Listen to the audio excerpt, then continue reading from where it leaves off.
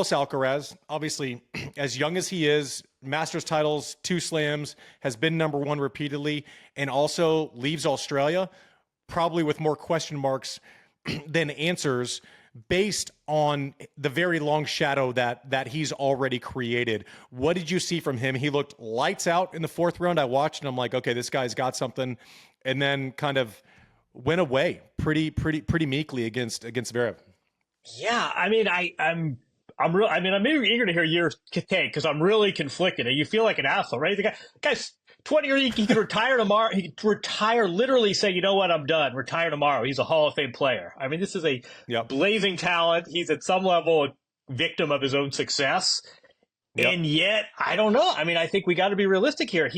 Since that Cincinnati final, he hasn't made a final.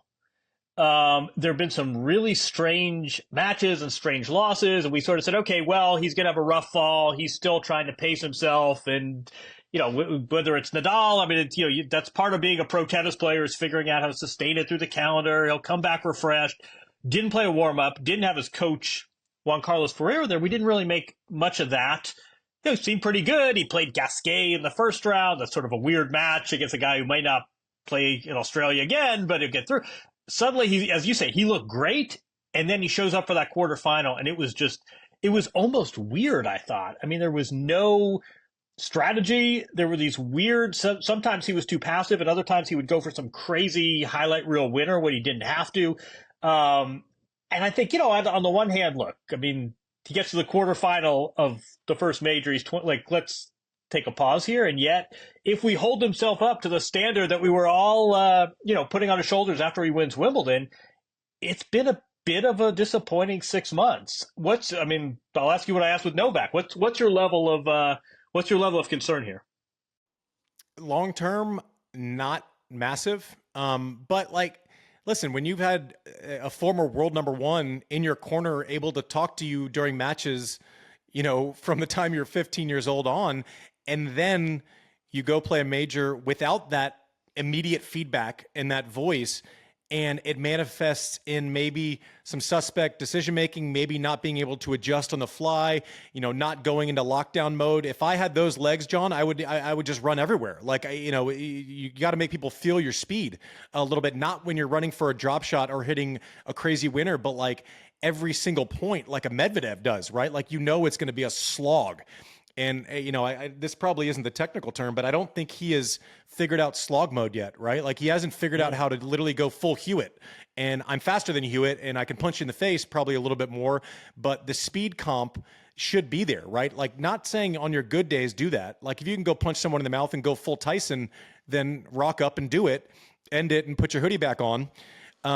But if he had kind of a plan C that mimicked someone like a Leighton Hewitt or like a Medvedev, where you can kind of knock that ball down, keep it out of strike zones, to where I can't imagine anything more stressful than having to attack Alcaraz's speed out of my own strike zone.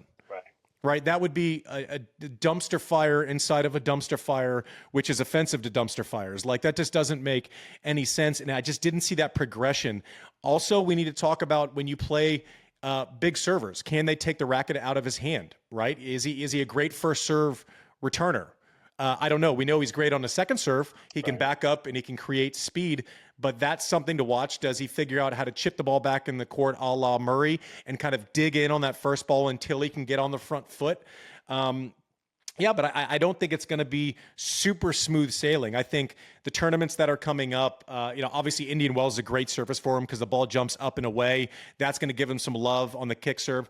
I think his serve leaves a lot to be desired. Okay. I don't think that is the one thing that I don't think has really improved much at all in the last 2 years. I remember watching him kind of his breakout, we knew about him, but winning Miami a couple of years ago, and he was serving 135, and now I feel like he's serving 127. And there's not a lot of motion to it, right? There are big servers that serve straight through the court, right? And so there are the type of servers that serve 136, but if you get a racket on it, you get that firm pop sound, right? And you can square it up a little bit. And then there's the Roger type servers that can serve 118 and the ball's sliding against your racket and it just feels a little bit squirrely, right? So where you're kind of hitting foul balls off of the serve. Alcaraz, if he's not hitting that kick serve, right, that's getting you up and away and out of the zone, it feels like people are able to firm up his first serve when he goes after it. You need to create a little motion on that serve. He needs to create a little bit of tail, especially with how good he is on that first ball and how much he can bully you. Right now, it's either even his slice serve feels like it kind of goes straight. Right, it doesn't have that like Sampras swing on it, right? Where it's like tailing away from you, and you're kind of having to chase it. It's like if you read it right, you can kind of square it up and get that good pop sound to it. So I think the serve is the most obvious place to improve with Alcaraz. But right now, it just seems like there's a bit of indecision, which happens, right? It's the second time through the lineup. Guys are watching his matches. They're seeing where he's good, where he's bad. A lot more guys are playing hard straight through the middle. You saw Zverev do it from the word go. I'm going to hit it big, flat middle. You're not going to have the ability to create angles and kind of dance and fly around because you're having to create off of a nasty low ball that goes through the middle. So you're having to play up into the corners. And from there, I can actually direct traffic line. So I think it's a learning curve. I'm not overly concerned long term, but I think it is a learning tool. I mean, he is going to learn about it.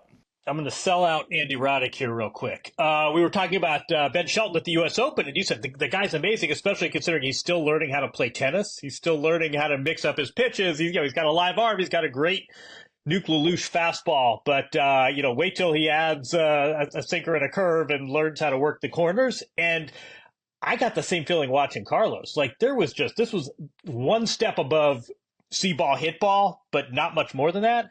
The flip side of all this, I guess, is, hey, look, if you can win 2 majors. I mean, he was trying to become, I think, the sixth man in the last 25 years to get to the semis of all 4 majors. He's 20 years old. If you can do that, if you can win 2 majors, and you're still learning how to construct points, how, as you say, how to leverage your serve, how to make your serve more unpredictable, and you've already achieved what he has, that's actually, in a perverse way, that's probably actually a really encouraging sign. Yeah, and listen, all criticisms, because I know you guys are going to get on your little computer, you're going to become keyboard warriors about what we're talking about. Like, how can you criticize Novak? He's won 25 slams. No, that's like how desperate we have to be to actually come up with a criticism, is because he was flat in a match for the first time in 15 years. Exactly. Any criticism of Carlos Alcaraz, we do with eyes wide open, knowing that, like, listen, I tried my entire life and came up short of winning 2 slams. This guy did it, as a trial run. So I fully understand it. I fully get it. Save your little fingers from tapping away with your anger. It's out of respect. Like, we're trying to figure out what the difference is 6 months later from Wimbledon. And from where I sit, these are the differences with Carlos. But I don't worry about him long term. I'm his biggest fan. I think he's my favorite player to watch on earth. I love Sinner. I love Medvedev. Like, I have so much respect for him just because people don't really understand what he does when he's on the court, because it doesn't jump off the page. I love Alcaraz. I cheer for Alcaraz. He's one of the best things in our game. That being said, we can't come here and say, yeah, that looked good. That looked like him. It didn't. It just frankly didn't. And, they'll correct. Juan Carlos Ferrero doesn't get enough credit for having kind of nurtured this talent, not from when he was already 10 in the world, but from when he was a kid, and turned him into the number 1 player in the world. So they will figure it out. I hope JCF's knee's a little bit better. Must have been pretty bad if he couldn't make that trip, knowing him. But I do look forward to that. I'm not worried about it